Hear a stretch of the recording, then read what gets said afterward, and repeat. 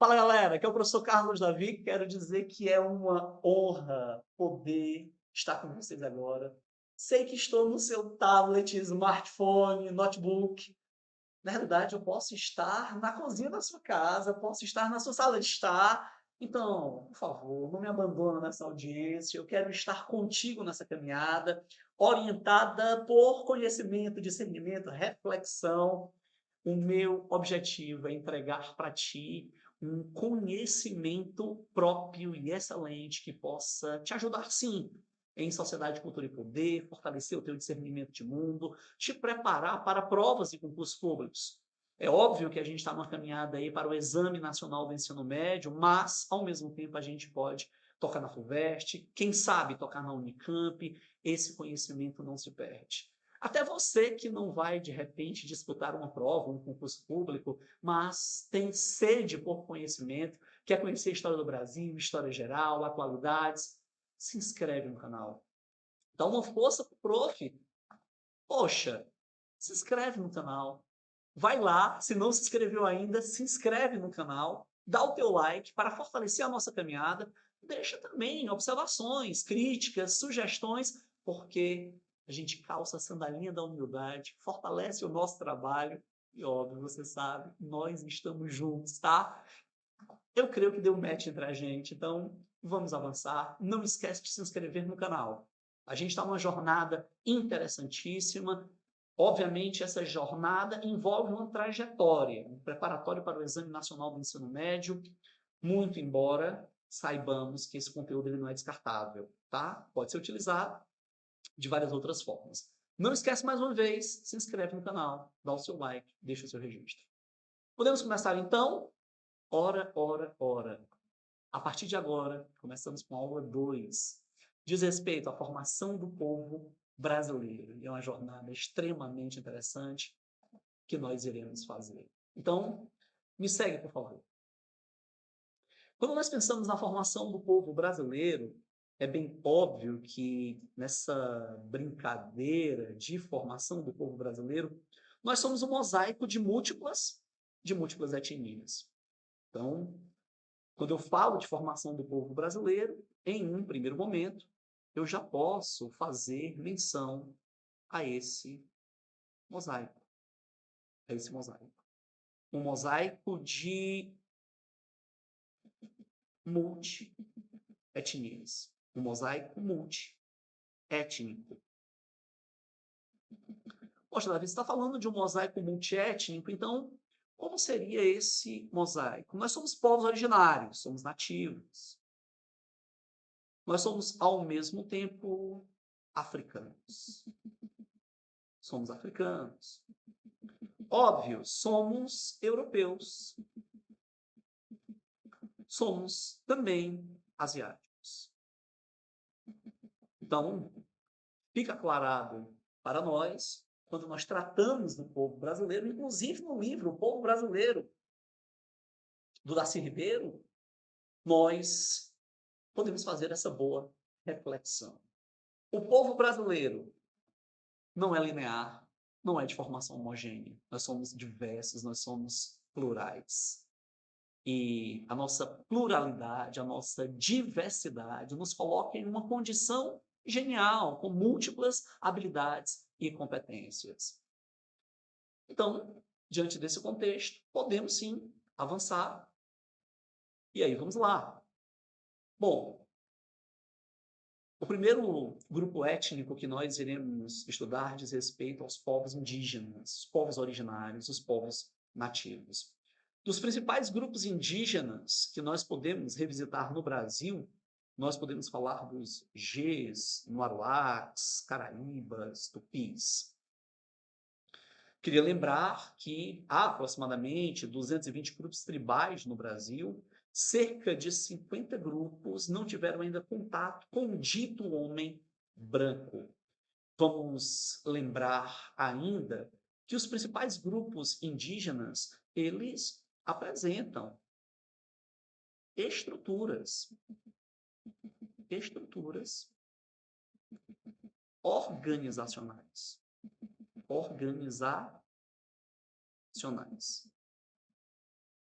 Muito embora saibamos que muitos dos conceitos que nós utilizamos no universo acadêmico, os conceitos acadêmicos, eles são de matriz europeia, europeus, e aqui nós não vamos esconder, quando nós falamos, por exemplo, de tribo ou mesmo aldeia, esses conceitos, eles trazem consigo um olhar etnocêntrico.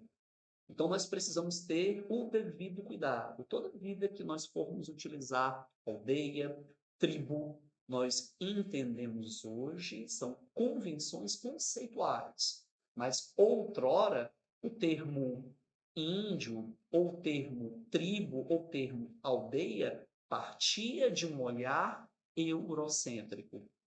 Uma visão etnocêntrica de mundo, onde a cultura branca europeia deveria ter rigor de prevalecência, ou melhor, deveria ter um rigor prevalecendo sobre as demais. Então é importante nós termos esse nível de atenção. Então, mais uma vez, quando nós falamos dos principais grupos indígenas que existiam no Brasil, Gesno, Aruacas, Caraíbas, Tupis, eles apresentam estruturas organizacionais. Essas estruturas organizacionais, elas trariam consigo um padrão. E esse padrão envolvia a coletividade, ou seja, o padrão coletivo, o padrão comunitário, tá? Comunitário.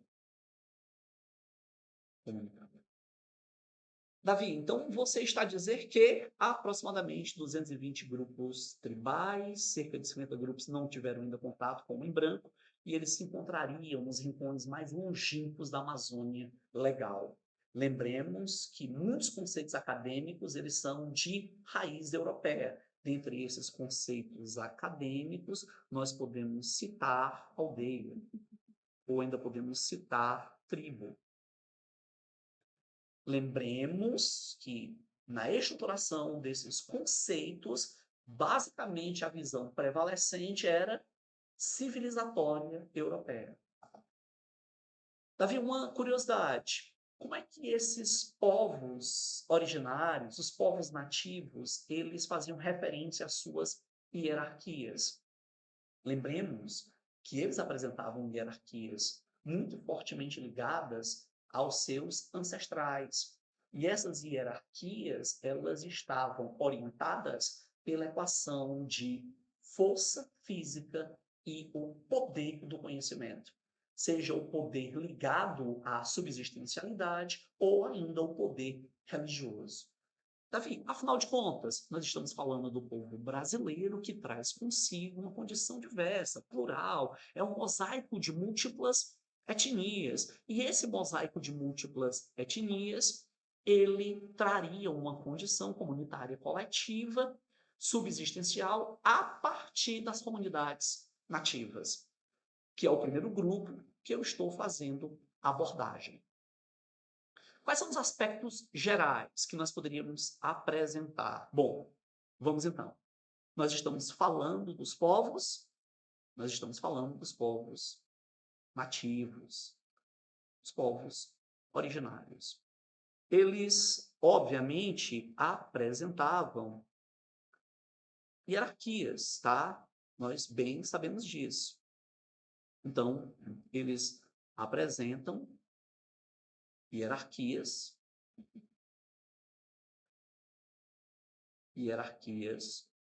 sociais. Essas hierarquias sociais, elas comumente seriam representadas pelo líder geral, convencionou-se chamar de cacique, ou ainda pelo líder religioso, convencionou-se chamar de pajé. Lembremos que, nesses aspectos gerais, a economia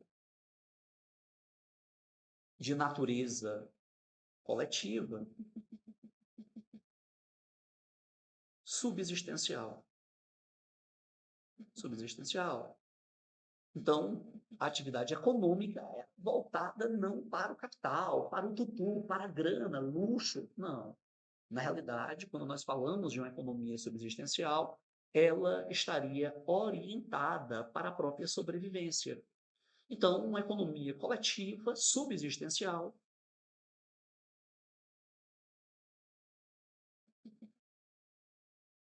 a monetária. Não podemos parar por aqui, porque existem outros aspectos que podemos discutir, como, por exemplo, a religião. A religião politeísta,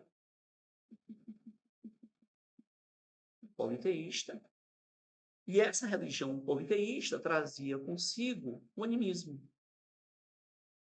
Então, eles divinizam elementos da natureza. Somando-se a isso, nós podemos tratar as leis orais. Essas leis orais iriam evidenciar aquilo que convencionou-se chamar de direito consuetudinário. Davi, por favor, não entendi consuetudinário. Você vai aclarar para você agora, tá? Quando nós falamos de consuetudinário, consuetudinus diz respeito às tradições. Direito consuetudinário, transmitido de geração a geração, a partir das tradições orais, de pai para filho, dos mais velhos para os ditos mais jovens.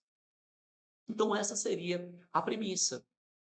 Davi, mais uma vez, estamos falando dos povos nativos, originários. Esses povos nativos viviam, então, em um preceito de economia subsistencial, a religião politeísta, as leis orais, transmitidas de geração a geração, de pai para filho.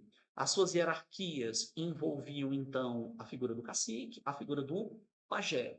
Utilizaremos essas terminologias como uma convenção, onde o saber acadêmico está sendo transformado em algo completamente ensinável. Nós estamos popularizando. Super de boa. Podemos seguir. Mais uma vez, não esquece de inscrever no canal. Fundamental a sua inscrição para que a gente possa sustentar esse trabalho e, ao mesmo tempo, dar lá o like ou críticas, sugestões, para que a gente possa aperfeiçoar essa educação de excelência, de inclusão para o Brasil. Vamos juntos, então? Pode ser? Então vamos. Olha só. Próximo momento dessa história, povos indígenas, nações indígenas, nós vamos falar da divisão social do trabalho. Davi, quando você fala de divisão social do trabalho, quando eu falo da divisão social do trabalho, é bem óbvio que eu estou procurando, em primeiro lugar, a divisão vai envolver uma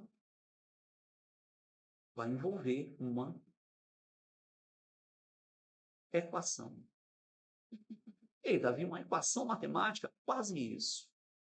A equação em questão seria orientada ao sexo e idade. Então, você está a dizer que os mais velhos, geralmente, eles eram depositários do saber e do conhecimento. Mas nós teremos também entre os jovens, os adultos, caçadores, coletores, guerreiros, protetores. As mulheres cuidavam da prole, elas armazenavam alimento. Em várias comunidades, além de desenvolverem a cerâmica, a produção de utensílios, elas também estavam engajadas na própria agricultura. Então, a divisão social do trabalho, estou falando de um trabalho coletivo, comunitário, subsistencial, evoca o binômio sexo-idade. Mas, Davi, eu estou observando uma tal de cosmologia. O que seria isso? Um verdadeiro banho de língua portuguesa que irá nos revelar elementos práticos das sociedades nativas. Cosmos sempre alude ao universo. Cosmologia faz alusão ao estudo do cotidiano. do cotidiano. O que é que descobriu-se quando se começou a estudar o cotidiano, os povos originários? Percebemos que eles não viviam de maneira meiga, serelepe e fagueira, como os Smurfs ou os My Little Ponies. Não.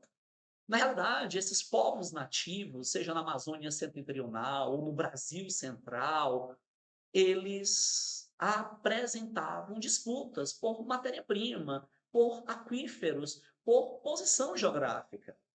Então, quando os indigenistas, antropólogos europeus, eles começam a fazer um mapeamento, um estudo analítico desses povos, eles logo irão descobrir que essas populações vivenciavam experiências conflituosas, vivenciavam experiências guerreiras. E essas experiências conflituosas e essas experiências guerreiras, elas, tenho que te falar, não posso te esconder, levavam à matança, levavam até práticas análogas à escravidão entre os próprios povos originários, entre os próprios povos nativos. Vamos então, juntos, Davi, mas o que seria então a cosmologia, o estudo do cotidiano? E aí percebeu-se que ao se estudar esse cotidiano, esses povos nativos esboçavam práticas, Davi, práticas o quê? Práticas guerreiras. Práticas guerreiras. Davi, o que seria a cosmogonia? Na cosmogonia, o estudo do universo estaria diretamente associado ao estudo das origens. O estudo das origens. Então, eu estou falando o estudo das origens que nos remete à vida, aos deuses, ao próprio universo. Pessoal, de boa na lagoa, suave na nave, está tudo bem até esse momento, estou me fazendo entender, está tendo clareza. Então, muitas vezes, quando eu retorno com vocês a respeito de conteúdos que eu imediatamente apresentei, é só para dar a você maior segurança. Quero saber se está tudo bem até aqui, se posso continuar nesse ritmo. Então, vamos só fazer um review. Acho que cabe esse review agora, tá? A formação do povo brasileiro perpassa naturalmente por um mosaico multiétnico, onde etnia envolve a cultura específica de um povo. O povo brasileiro seria diretamente atrelado, vamos lá, à mistura, à miscigenação, nativos africanos, africanos europeus, europeus asiáticos. Então, um mosaico de múltiplas etnias. E é esse mosaico de múltiplas etnias que nos validaria em nossa própria genialidade. Os principais grupos indígenas, Gês, Caraíbas, Tupis. Lembremos que essas estruturas organizacionais, elas eram orientadas por práticas coletivas, comunitárias, dos grupos tribais. Lembremos que tribo, aldeia, seriam conceitos acadêmicos europeus que foram utilizados para tornar o conhecimento dos povos nativos indígenas algo bem mais ensinável. Entra, portanto, nessa tradição do ensino básico. A respeito dos aspectos gerais, vamos lembrar que os povos nativos apresentavam hierarquias sociais, e aí nós temos a orientação da figura do cacique ou mesmo da figura do pajé. Lembremos ainda que esses povos, seja, por exemplo, a lembrança do pajé, a lembrança do cacique, eles seriam lideranças tribalistas. A economia, ela é de vulto coletivo, monetário, a religião é politeísta, as leis são orais. O direito é consuetudinário, onde o termo consuetudinos significaria costume. Então, de maneira prática e de forma inevitável, nós estamos falando das tradições orais transmitidas de geração a geração. Eles apresentavam divisão do trabalho. E essa divisão do trabalho, ela vai remontar a combinação ou a equação sexo-idade. Os mais velhos portadores do conhecimento, os mais jovens caçadores, coletores, guerreiros. Lembremos ainda que a cosmologia diz respeito ao estudo do cotidiano e logo percebeu-se a existência de práticas guerreiras. Na cosmogonia, o estudo das origens. E aí o que é que se constatou? Constatou-se essa relação de que o estudo da vida, o estudo dos deuses e do próprio universo, portanto, da gênese desses povos considerados originários. Eu acredito que essa boa revisão nos permitirá agora entender os atores da colonização, que é o próximo passo da nossa caminhada, né? É a próxima estratégia que nós iremos desenvolver. De boa para você, tudo bem até aqui? Podemos avançar um pouco mais? Então, vamos juntos. Quero lembrá-los de um fato. Davi, que fato? Não existiu esse ambiente de paz e plena estabilidade entre os povos nativos. Como foi dito, como eu disse para vocês, os povos nativos, eles arengavam. Davi, o que é uma arenga? Conflito, disputa.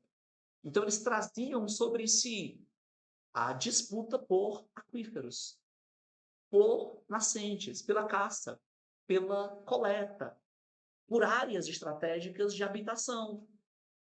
Davi, eles tinham confraternizações? Claro que tinham. Essas confraternizações estavam associadas ao culto para com a lua, o sol, o culto para com animais, para com as árvores, para com fenômenos, como fogo, por exemplo. Davi, eles simulavam guerras? Sim, poderiam praticar jogos, esportes. Davi, uma dúvida que tenho, eles chegavam a manifestar uma linguagem por meio do corpo, as escarificações, em que eles estabelecem instrumentos laminados sobre a pele, ou as famosas tatuagens, as próprias pinturas, a customização do próprio corpo. Davi, como é que eu faço para reconhecer um povo nativo? Necessariamente ele precisa ter a pele rosada, olhos puxados, pouco ou nenhum pelo sobre o corpo, e aí os cabelos lisos, aquele corte clássico, meio cuia. Ora, gente, tenho que dizer para vocês que essa aparência, essa manifestação fenotípica, ela pode ser bem enganosa. Ela pode nos dar sinais, mas ela não necessariamente será assertiva. Como é que eu consigo, na condição de pesquisador curioso, estudioso, estudante, caracterizar quem é um índio? Talvez alguns digam, não, para ser índio, Davi, ele precisa ser caçador, coletor, ele precisa entrar na floresta, encontrar um preá, um tatu, ou mesmo subir em um coqueiro, em uma palmeira. Aí sim, é um índio. Gente, em primeiro lugar, o termo índio, em uma narrativa europeia, para o presente momento, ele está em desuso. Costumamos fazer a aferição constitucional da máxima povos originários, os povos nativos.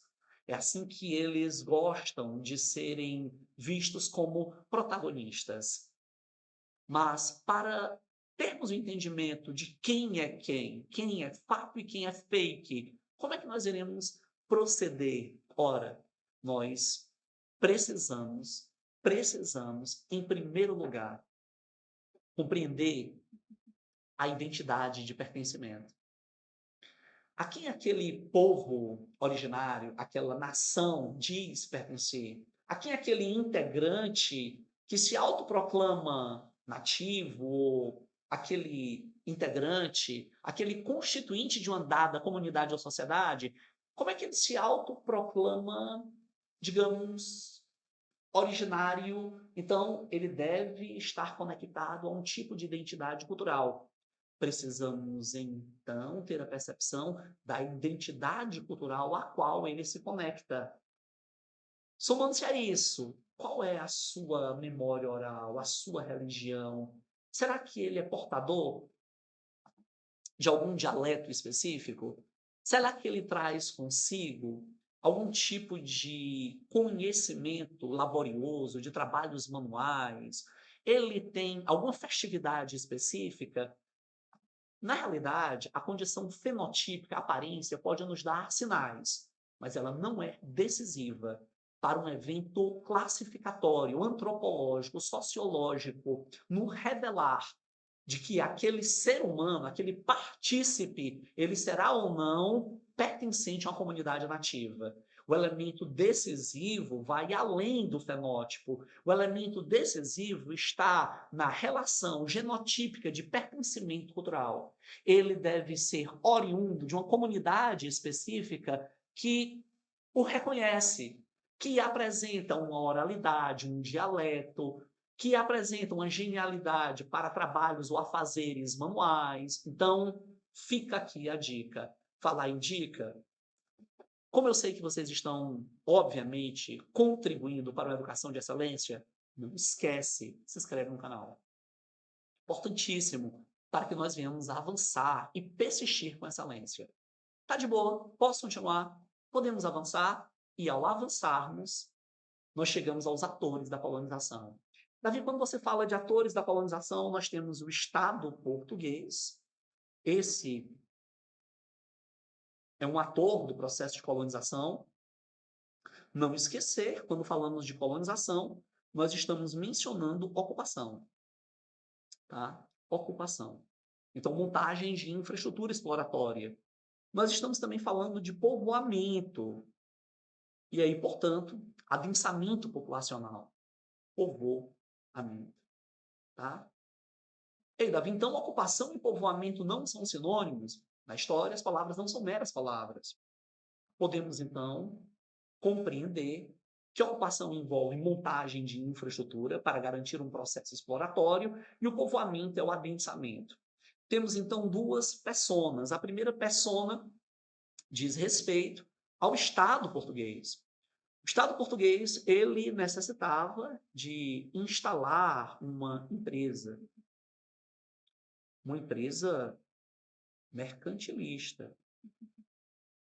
Essa empresa mercantilista, ela promoveria um padrão de exploração. E esse padrão de exploração, na sequência, seria observado por meio das capitanias. Então, das capitanias hereditárias. E, obviamente, o modelo que buscou centralizar essas capitanias, o governo geral. Centraliza, deu apoio financeiro, apoio militar. O Estado português não estaria sozinho dentro dessa estrutura. Além do Estado português, nós podemos fazer menção à igreja. E aí eu não estou falando da igreja enquanto templo. Na realidade, eu estou falando da igreja enquanto instituição. Então, a igreja enquanto... Só melhorar aqui, ó. A igreja enquanto instituição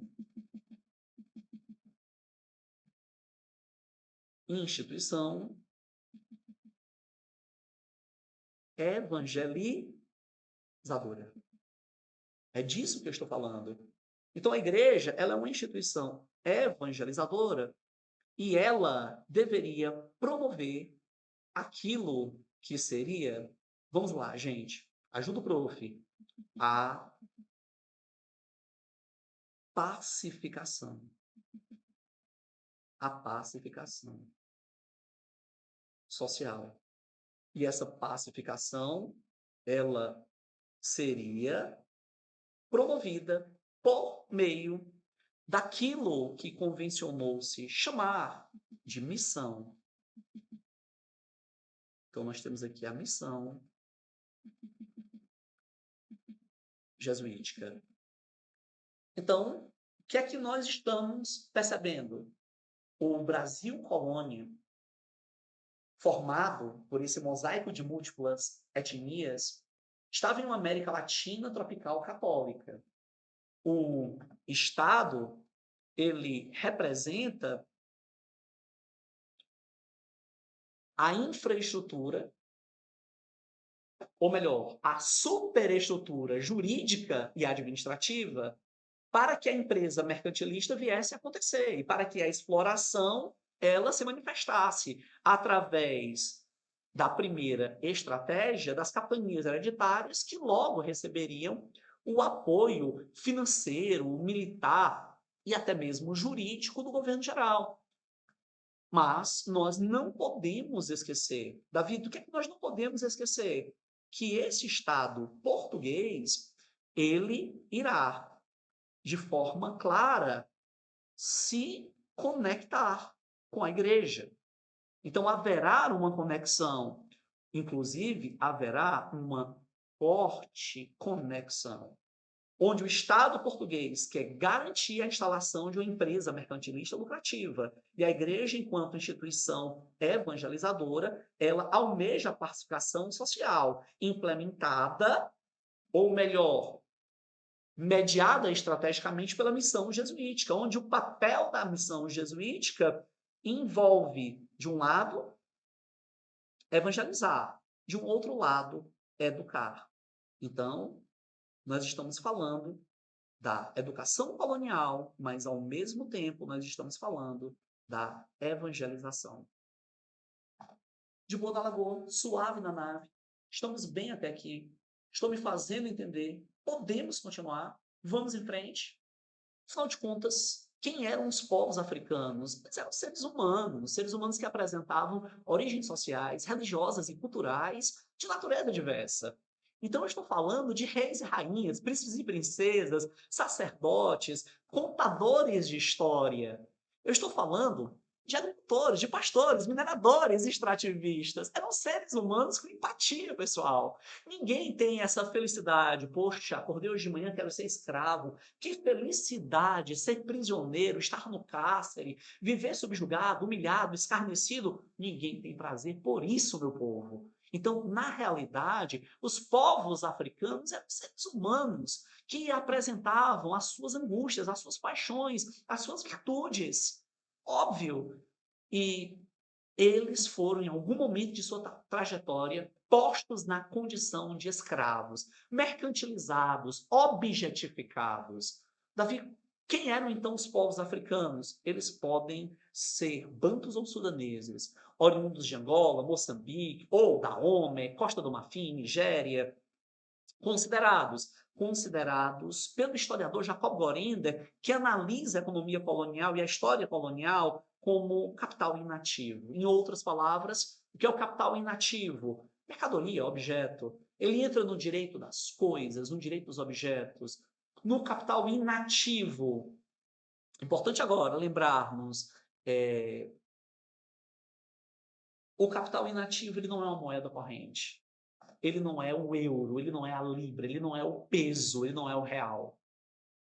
Capital inativo pode ser um smartphone, pode ser um relógio, pode ser essa caneta digital. É tudo aquilo que tem valor, mas não é moeda corrente. De boa até aqui, vou avançar. E aí, avançando, como é que esses seres humanos postos na condição de escravos, eles eram obtidos?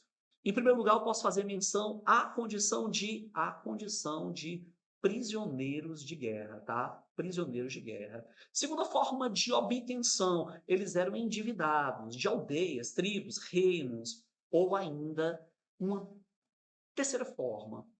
Davi, qual seria essa terceira forma? O escambo. Uma espécie de troca mercantil, pessoal. Uma troca mercantil. Também cruel, também violenta. Aliás, não há escravidão. Meiga, serelepe ou fagueira. Ninguém tem felicidade de alma, de espírito ser escravo. Os escravos, eles eram, portanto, obtidos na África por mercadores, comerciantes, por empresas comerciais, portuguesas, holandesas, inglesas, francesas, intercambiadas na América do Norte, Central, Antilhas, Caribe, América do Sul. O Brasil foi, sim, um dos maiores destinos para um dos maiores quantitativos de seres humanos, como eu disse para vocês, postos na condição de escravos. Vamos seguir. Aqui nós temos uma espécie de review, uma revisão importante. Vamos para essa revisão. As nações africanas, nós podemos fazer menção, Davi, a quem? Os ditos bantus. Moçambique, Angola, Congo. Sudaneses, Costa do Marfim, Nigéria, Dahomey. Esses africanos, esses seres humanos postos na condição de escravos, eles eram transportados em uma condição subhumana. Então, eram africanos transportados em condições subhumanas nos ditos navios tumbeiros. Esse transporte, ele evocava como destino Recife e Salvador. Séculos 16 e 17. Rio de Janeiro, século 18. Uma curiosidade, Recife e Salvador, o mundo do açúcar. Davi, e o Rio de Janeiro? Pausa dramática, mas o Rio de Janeiro era considerado o litoral das Minas Gerais. A região, por exemplo, de Paraty, a famosa Estrada Real. Bem, produtos e serviços entravam pelo Rio de Janeiro, tendo como destino as Minas Gerais, ou saíam das minas através do Rio de Janeiro. Um numerário alucinante de escravos, de seres humanos africanos postos na condição de capital inativo, portanto, postos na condição de escravos, entraram sim pelo Rio de Janeiro. De boa, pessoal? Até aqui tudo bem? Então, nações africanas, bantus e sudaneses. Africanos transportados em condições subhumanas. Moçambique, Angola, Congo, de onde os bantus vinham. Davi, sudaneses, Costa do Marfim, Nigéria, Dahomey, condições desumanas de transporte. Acontece que ninguém vai tolerar essa condição e a resistência irá acontecer. E nessa resistência, o que é que nós podemos mencionar? Primeiro, a resistência mecânica, as fugas, ou ainda as revoltas, os ditos motins. Quando falamos de resistência, eu posso fazer menção à mágica, à dita feitiçaria. E aí um destaque para as próprias bolsas de mandinga. Não mexa comigo. Eu posso fazer uso de elementalidades orgânicas que envolvem restos de animais, morcego, sapo, peles de natureza diversa. O próprio voduísmo, onde eles entregavam pequenos objetos, bonecos, que poderiam simular ou imitar os partícipes da casa grande. Isso faz parte, sim, de um padrão de resistência. Fuga, motim, feitiçaria. Qual seria um outro momento que nós poderíamos fazer menção? Posso citar para vocês, obviamente, a religião. Então, Davi, você está falando do politeísmo animista ou do próprio voduísmo. Aqui no Brasil, a Umbanda, ou ainda poderíamos mencionar a tradição do candomblé de matriz africana. Ora, mas eu não posso deixar de mencionar para vocês aquilo que convencionou se chamar de ressignificação. Ressignificação. Davi, o que é ressignificar? É dar um novo significado. Eu sofro, eu padeço, eu sou escarnecido, eu sou humilhado, vilipendiado. Eu não aguento mais a minha situação, mas para não enlouquecer, eu vou me conectar com outros seres humanos, homens e mulheres, jovens, velhos, anciãos, sábios, onde nós podemos criar uma integração cultural para que nós não venhamos a pirar, a enlouquecer de vez. Então, qual é o papel da ressignificação? A ressignificação, ela seria, digamos, uma fusão, uma integração. Uma integração. Quando nós falamos de ressignificação, nós teríamos a criação de uma identidade cultural. Uma identidade cultural universal. Então, o que é ressignificar? Você é de Angola, eu sou de Moçambique. Você é do Dahomey, eu sou da Costa do Marfim. Nós nos unimos na senzala, na fazenda, integramos religiões, conhecimento, técnicas de sobrevivência, ideais políticos, formas de resistência religiosa. Nós produzimos o samba, a capoeira, nós produzimos a Umbanda, nós criamos um ambiente plural, diverso, para não pirar, para não enlouquecer, para dar uma lição. Que tipo de lição? Nos escravocratas, nos escravistas. Mostrar para o senhor de engenho do fumo do algodão, do café, para mostrar para o capitão do mato que nós podemos criar uma condição humana em meio à desumanidade perversa que foi a escravidão. Está claro? De boa até aqui? Na maior rapaz, e tá na paz, estamos juntos. Tá dando match entre a gente? Ô, pessoal, não esquece, vai lá, escreve no canal, dá força aqui para que esse conteúdo possa ser fortalecido, fluido, democratizado. E, obviamente, não posso negar financiado por vocês. Vamos em frente. Tá de boa? Estou me fazendo entender? Aula boa é quando há aprendizado. Então, coloca tua crítica, tua sugestão, a gente pode melhorar, pode aperfeiçoar. Juntos nós podemos ir longe, podemos ser melhor, tá? Então, a gente falou que a resistência envolve fugas, motins, feitiçaria, a própria religião, a ressignificação, que seria a fusão, a integração, a criação de uma nova identidade cultural universal para se manter o quê? Para se manter vivo. Mas eu não posso deixar de mencionar para vocês o quilombo. Davi, quem é o quilombo? Gente, o quilombo, ele vai representar. Davi, ele vai representar quem? Ele vai representar a pequena Angola no Brasil. O quilombo ele é chamado de Angola Janga. Angola Janga. Que seria a pequena Angola. Davi, quando você fala de quilombo, eu estou tratando de um núcleo de resistência, cuja composição... Davi, qual seria a composição? A composição é diversa. A composição do quilombo, ela é plural. Quando eu digo que ela é plural, ela envolve, por exemplo, negros, mas também nativos. Negros que fogem da escravidão, óbvio, do escravismo, mas nativos que também fogem da escravidão, porque estes também foram escravizados. E, ao mesmo tempo, os ditos brancos, que teriam cometido algum tipo de crime. Tá? Davi, então, o quilombo, ele é um núcleo. Ele é um núcleo. Davi, como assim núcleo? Ele é um núcleo.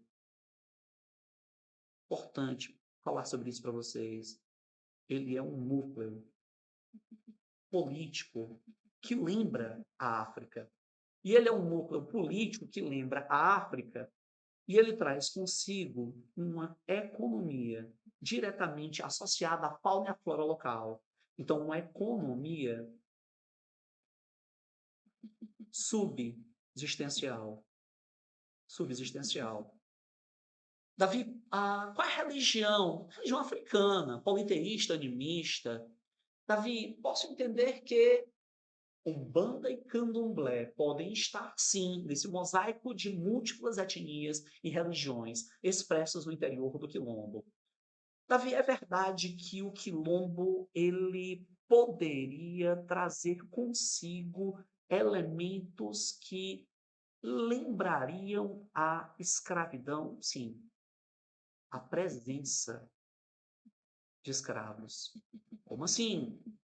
Etnias rivais poderiam escravizar os recém-egressos ao quilombo. Não entendi.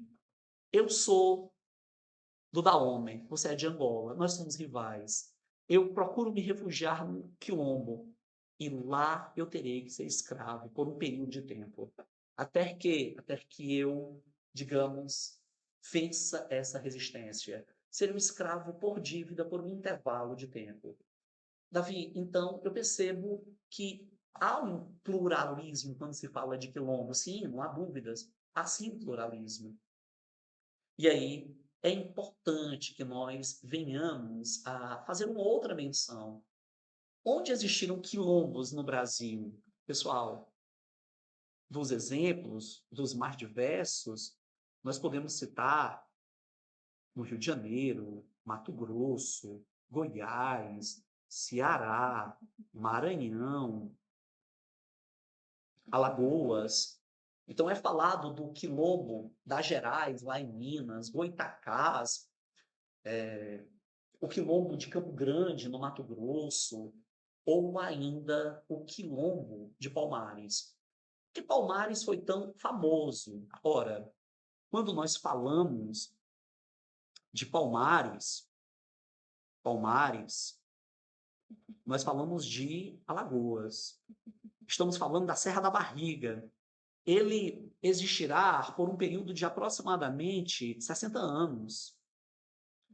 Ele terá uma população de aproximadamente 20 mil partícipes refugiados. Então, o que é que eu estou dizendo para vocês? Que Palmares traz consigo uma singularidade. Foi liderado por Gangazumba, posteriormente por Zumbi. Havia uma infraestrutura, não só econômica, mas uma infraestrutura política, nos micropovoados, em todos os arraiais, reunindo mais de 20 mil pessoas. Davi, o que é que fez Palmares resistir por tanto tempo? Em primeiro lugar, havia em Palmares uma organização política e militar, o difícil acesso, mas ao mesmo tempo o quilombo de Palmares ele se desenvolve no momento em que os holandeses estão invadindo o Brasil. Então ele vai de idos de 1630 até 1695, que seria a morte de Zumbi. Novembro, posso falar aí então, o 20 de novembro de 1695 vai fazer alusão à morte de Zumbi, que foi o grande líder de Palmares. E a partir do dia da morte de Zumbi, quando nós falamos do Brasil contemporâneo do século XX, passa a existir o eternizar de uma data, que seria o Dia da Consciência Negra.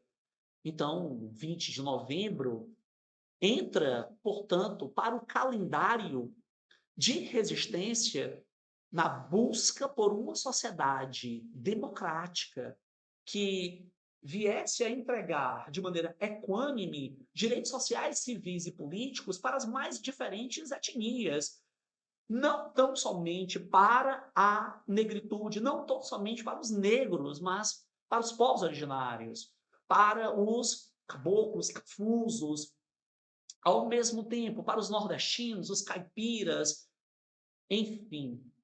Então, o Dia da Consciência Negra, que olha o heroísmo, a liderança de Zumbi, entraria e viria a se eternizar no calendário das lutas sociais que registram o povo brasileiro na busca por uma sociedade mais justa. Então, como eu estava a dizer, o quilombo era a pequena Angola, uma composição diversa, plural, que envolvia negros nativos e brancos que haviam cometido algum tipo de crime, um núcleo político de economia subsistencial, a presença de escravos foi algo que se observou, onde etnias rivais, quando chegavam ao quilombo, eram, em um primeiro momento, tratados como escravos. Existiram quilombos no Rio de Janeiro, Mato Grosso, Goiás, Ceará, mas certamente Palmares, na Serra da Barriga, em Alagoas, foi o grande destaque. O Dia da Consciência Negra, como eu havia dito para vocês, ele inaugura um desejo de inclusão, um desejo de incluir uma prática democrática e igualitária. Encerramos, portanto, esse importante momento. Eu acredito que conseguimos ter uma visão sobre os povos originários e, ao mesmo tempo, sobre os povos africanos na composição desse mosaico multiétnico. Uma honra poder estar caminhando com vocês, construindo um conteúdo de excelência, e aí vai aquele pedido de todo coração. Não esquece de se inscrever no canal, de deixar lá o like, e vamos avançando em direção ao seu objetivo. Um abraço para todos. Um beijo do prof. A gente se vê.